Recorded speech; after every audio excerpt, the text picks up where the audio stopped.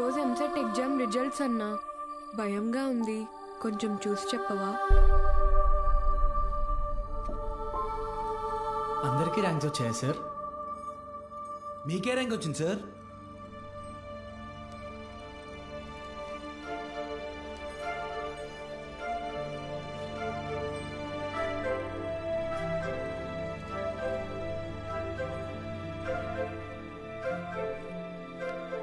Muralikrishna 41 medical.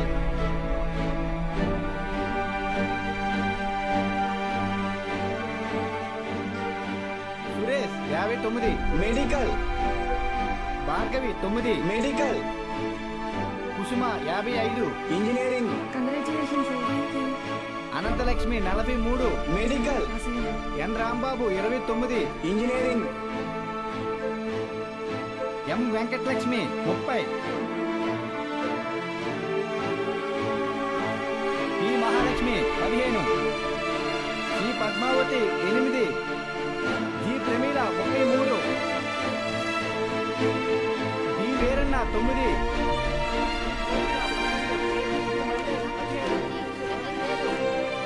అంటే 45 top ranks sir? 46.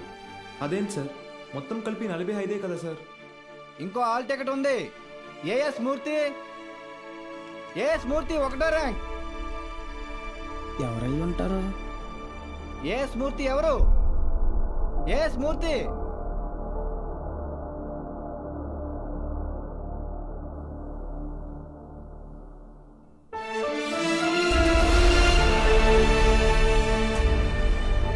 నాతో కలిపి 46.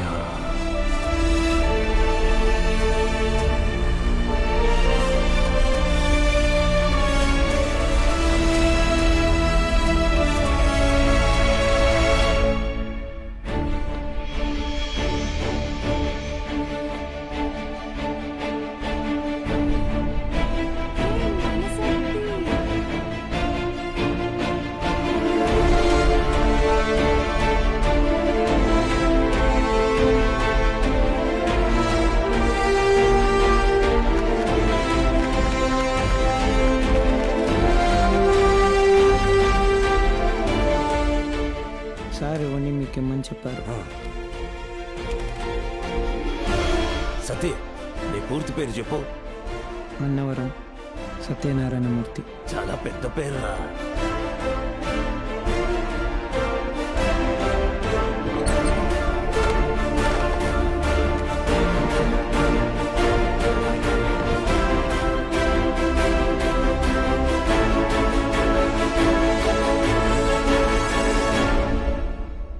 సాధించావు బాలు.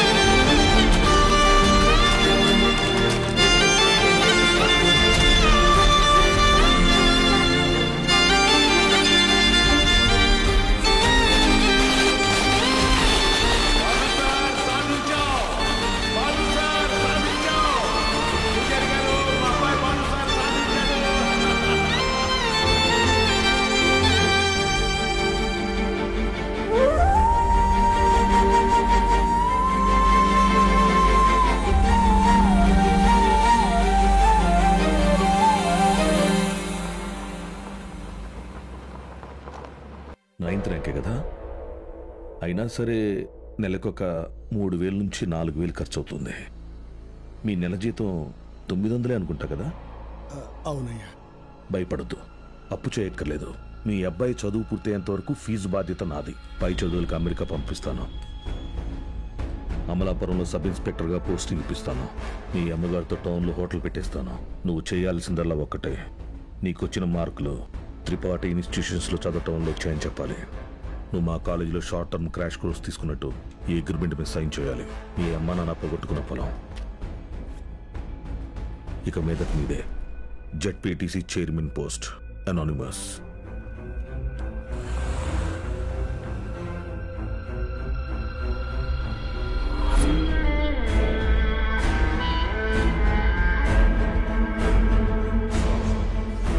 బాలూన్ తీసుకొచ్చాను sir.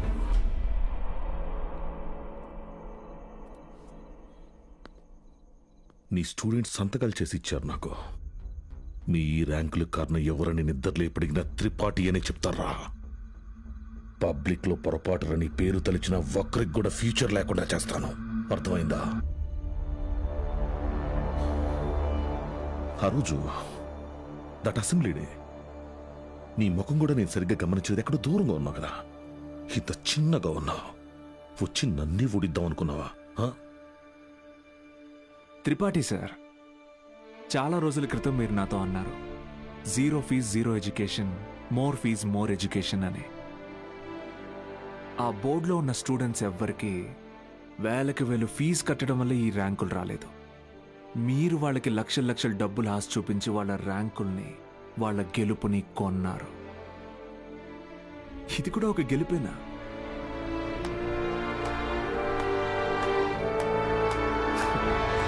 Okay sir, thank you sir, take care sir.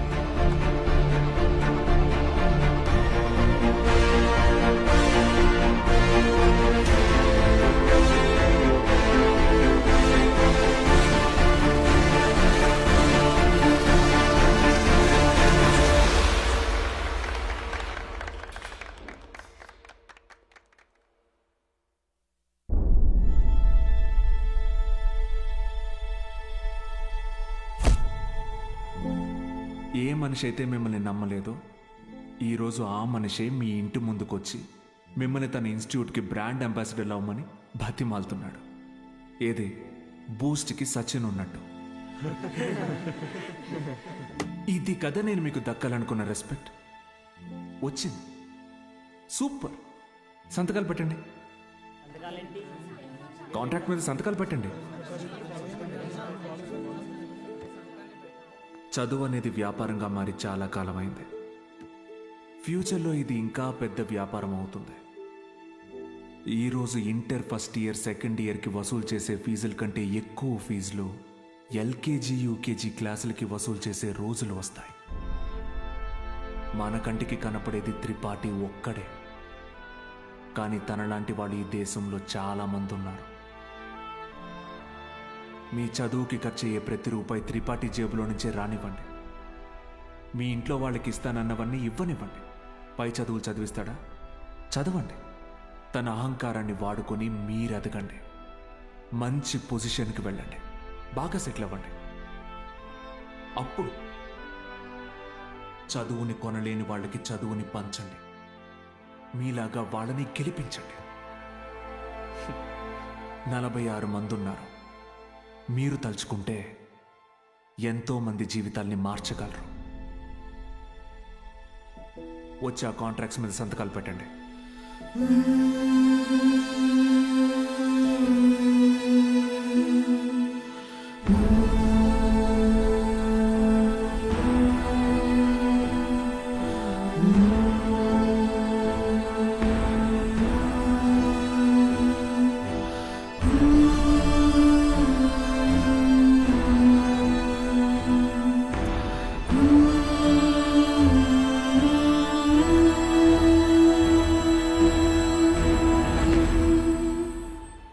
నేను త్రిపాఠి ఎడ్యుకేషనల్ ఇన్స్టిట్యూషన్లో చేరిన మొదటి రోజు ఎప్పటికీ మర్చిపోలేను.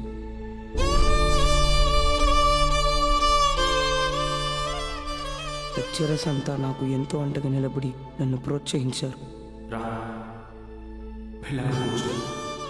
నేనేదైనా తప్పు చేస్తే దండించేవారు.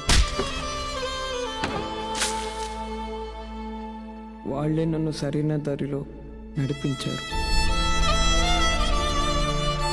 నాకంటూ ఒక లక్ష్యాన్ని ఏర్పరిచి అందులో నన్ను గెలిపించారు.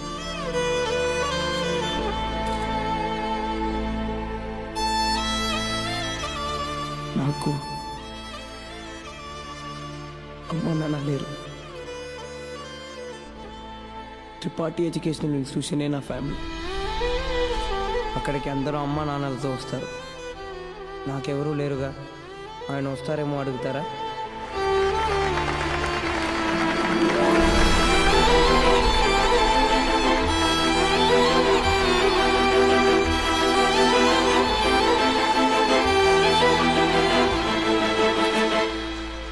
వెళ్ళిపోయాడు.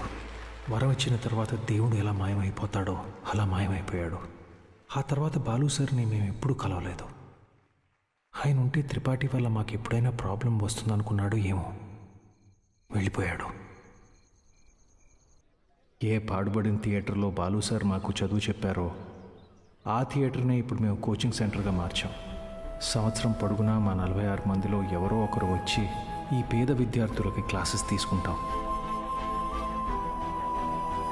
మీ తాతరా? ఇక్కడ చదువు అమ్మబడదు, పంచబడుతుంది.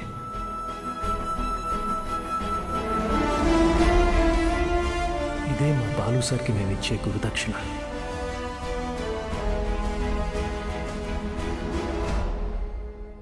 ఇప్పుడు బాలు సార్ ఎక్కడున్నారు సార్? తెలీదు.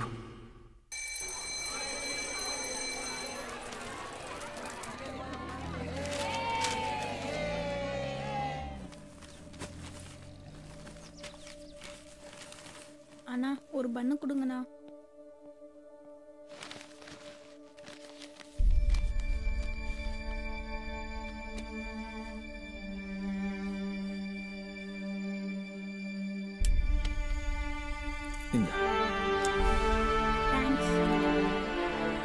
படிக்கணும்னு ஆசை இருக்கா தம்பி? ஆமா சார். సరే బా. కానీ ఆయన ఎక్కడున్నా చదువుని దేవుడికి పెట్టే నైవేద్యంలాగా పంచుతూనే ఉంటారు.